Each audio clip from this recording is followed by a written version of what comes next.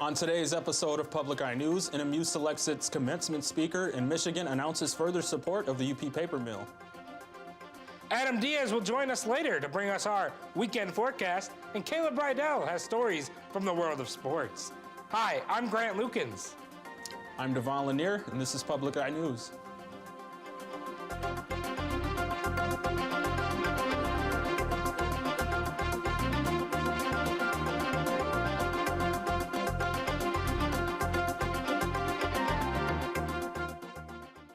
NMU has selected a faculty commencement speaker for the upcoming December 15th graduation through a nomination process overseen by the Associated Students of Northern Michigan University. Marketing professor Gary Brunswick was nominated by several graduating students who gave compelling narratives on how he helped them find career paths. Brunswick is an NMU alumnus with a bachelor's degree in business administration and marketing, and he has an associate's degree in retailing and sales. He has been a full-time faculty member at NMU since 1991 and has earned numerous prestigious teaching awards. Brunswick said, quote, "Earning a degree from NMU is truly a mark of distinction in a number of different and meaningful ways," unquote. The Michigan Campus Sexual Assault Program has awarded NMU with over $15,000 to support an awareness campaign focused on the meaning of consent. Student feedback that was obtained through a recent NMU survey indicated that a number of students do not have a clear understanding of what constitutes consent. The goal of the awareness campaign is to promote more deliberate and consistent dialogue related to consent in the hope of increasing clarity and enhancing safety on campus. Another goal of the campaign is to have more students respond affirmatively to the question, do NMU students know what consent means? By the next grant cycle, the awareness campaign will continue throughout the fall 2019 semester, and eventually a guest speaker will come to campus to address communication and healthy relationships. A Watersmeet Township man has been given probation on Thursday after being arrested for meth. James Canella, aged 53, received 2 years of probation after serving 85 days in jail. The Gogebic Area Narcotics Team, or GIANT, arrested Canella after they received a tip he was getting meth through the mail. On October 9th, Canella pleaded guilty to possession of meth, and the charges of delivery and manufacture were dropped. On Thursday, November 29th, Michigan State Police were dispatched to a traffic crash at 4th Street and Scott Street near Calumet. 56-year-old Jeffrey Runa suffered a medical emergency before hitting a parked car. Jeffrey was unresponsive when witnesses approached the vehicle. The police attempted to save Jeffrey's life, but he was pronounced dead upon arriving at the hospital. The Michigan Economic Development Corporation, MDEC, announced this week that the Michigan Strategic Fund Board approved additional support for UP Paper, a nearly 100-year-old paper mill in Manistee. The award from the MSF consists of $1.9 million in collateral support that will enable a $4.25 million working capital line of credit from Crestmark, a division of MetaBank. UP Paper was established in 1920 and has long been an integral part of the regional economy. After being forced to shut down in 2015, the paper mill is enjoying slow growth after reopening under new leadership in 2016. And down in Lansing, the Michigan Senate has voted to restrict municipalities' abilities to regulate the removal or trimming of trees on private property. Under a Republican-sponsored bill approved on Thursday, local governments could still have rules protecting heritage trees or trees that are at least a certain height and are not diseased, dying, or otherwise a safety threat. Senate Bills 1188 through 94 will be considered next by the House of Representatives. It will apply for vegetation on agricultural businesses, commercial, or industrial property. Municipalities must not be able to provide or prohibit pre-approval for the trimming, felling, or removal of vegetation, except for heritage trees. They also cannot impose fees or fines to require landowners to plant replacement trees. Coming up after the break, we'll have your national and international news. Experience Tom Petty and the Heartbreakers as they celebrated their 30th anniversary in their hometown of Gainesville, Florida.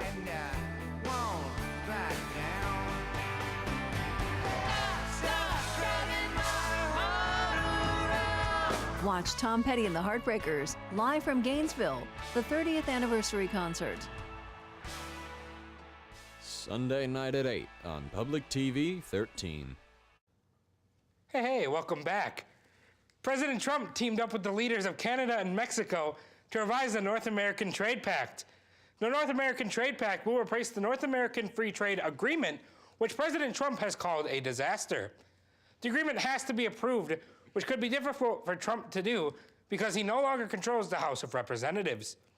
Democrats control the House in January, and they're already demanding that certain changes be made to the agreement. Canadian Prime Minister Justin Trudeau says the deal, quote, lifts the risk of serious economic uncertainty, end quote. President Trump is meeting with world leaders as part of the G20 summit in Argentina, but recent developments in the Mueller probe are not far from his mind. Nicole Killian is at the White House to explain. Just minutes before kicking off the G20 summit in Argentina, President Trump defended his work on a real estate deal in Russia that drew the attention of Special Counsel Robert Mueller. The president tweeted, lightly looked at doing a building somewhere in Russia, put up zero money, zero guarantees, and didn't do the project. Witch hunt. Mr. Cohen has cooperated. Mr. Cohen will continue to cooperate. Michael Cohen, President Trump's former personal attorney, is working with Mueller and pleaded guilty Thursday to lying to Congress about his negotiations with the Russians. Cohen told the court that he lied out of loyalty to the president and to be consistent with the president's political messaging.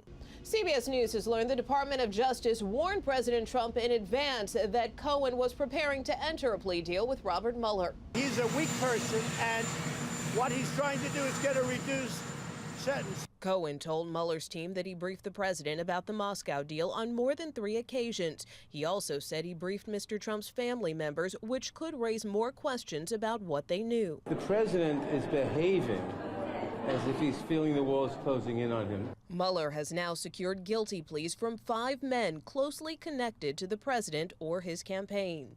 Nicole Killian, CBS News, the White House. On the national scene, global health experts are urging the Trump administration to allow U.S. government disease specialists to return to northeastern Congo to help fight the second largest Ebola outbreak in history. U.S. experts were ordered away from the region for several weeks because of State Department security concerns. 2 top medical journals this week have published commentaries calling on the U.S. to change its mind and send public health officials back where they are needed. Many new Ebola cases are unrelated to previously known infections and present alarming evidence that gaps in tracking the disease remain. Last Thursday, the World Health Organization declared this outbreak second only to the devastating West Africa one that killed more than 11,000 people from 2014 to 2016. And for the second time in less than a month, evacuations are underway in Northern California, an area destroyed by historic fires. This time, it's from heavy rainfall and flooding. Tom Hansen reports. Flash floods and mudslides swept through California as heavy rains poured down on parts of the state. Evacuation orders were sent out around the same area left devastated by the Camp Fire, a blaze that spanned more than 230 square miles in Northern California.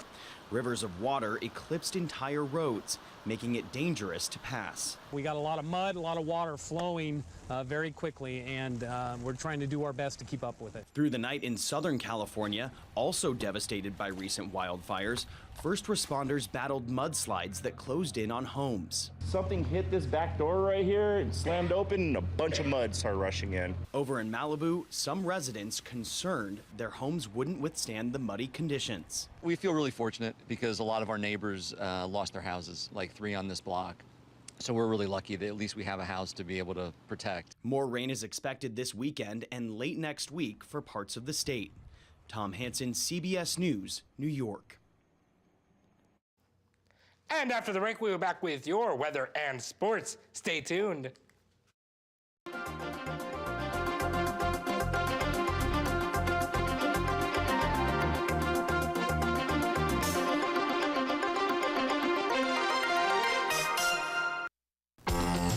Coming up this week on High School Bowl, 4 teams, coincidentally, whose towns all sit on US 2. No, seriously. In our first game, the Gladstone Braves take on the Big Bay Denok Black Bears. Hi, I'm Jim Koski, and then in our second game, the battle for US 2 supremacy continues when Bark River Harris goes up against St. Ignace. Find out who wins coming up Saturday night on High School Bowl.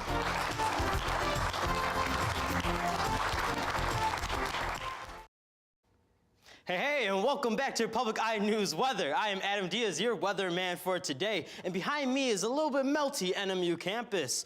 And looking at our current conditions, it is not snowing. Excuse us for that area. It's partly cloudy. Temperature 33 degrees. Winds west-southwest at 6 miles an hour. Barometric pressure at 30 and rising. Looking towards tonight, it is also going to be a little partly cloudy, low 25, winds west at 4 miles an hour. Looking at tomorrow, it's going to be cloudy, the high of 36, winds northeast at 20 miles an hour. Looking around the UP, it is mostly cloudy around the UP with some parts looking at some sun. And at Sault Ste. Marie, 32 degrees, and then at Manistee, 35, Escanaba, 36, and then Menominee, also 36. Looking at Iron Mountain at 32, Ironwood at 29, Hone at 34, and beautiful Marquette at 33. Looking into our week ahead, we are going on to Sunday, the high of 34, the low of 26, and snow. Monday, the high of 28, the low of 23, and cloudy. Tuesday, the high of 26, the low of 21, and cloudy. See, the weather keeps on dropping and dropping, but I hear your story that it keeps on going up and up. Absolutely. Thank you, Adam.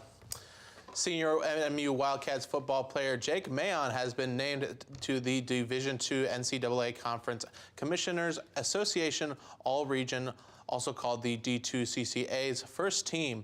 Mayon has set 2 school records and was the first player in the school history to get more than 1,500 rushing yards in a season, with 1,505 yards and scoring 14 touchdowns. Mayon led the GLIAC in rushing for this last season, and he was placed 6th nationally in Division II. Mayon took roughly 40% of the team's offensive yards last year. The Wildcats broke the school record this season in rushing yards with 2,660 yards. The D2CCA teams are selected by the Region Sports Information Directors. The men and women's NMU Wildcat basketball teams played at Northwood University yesterday to start off the GLIAC, the Great Lakes Intercollegiate Athletic Conference.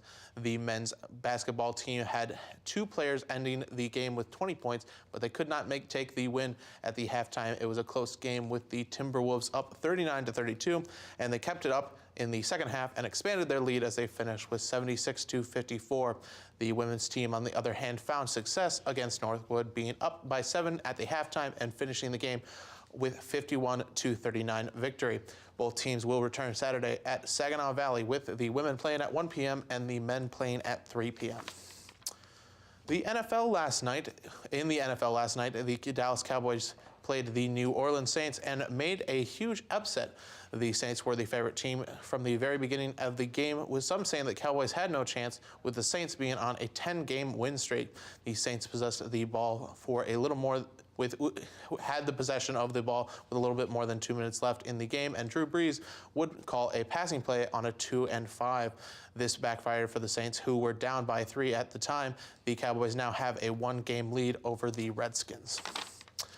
Well, Grant, so we had some action going on with Dallas and New Orleans, and I hear you got some action going on in Minnesota. That I do.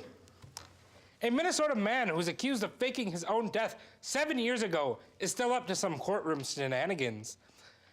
Igor Vanentrov, aged 54, faked his own death to collect a $2 million life insurance policy. Igor arranged for a stand-in corpse to take his place with the judge. Igor planted his clothes and ID on the body before leaving it along the road to be found. But that's all the time we have. Tune in tomorrow. Tune in for some more Public Eye News.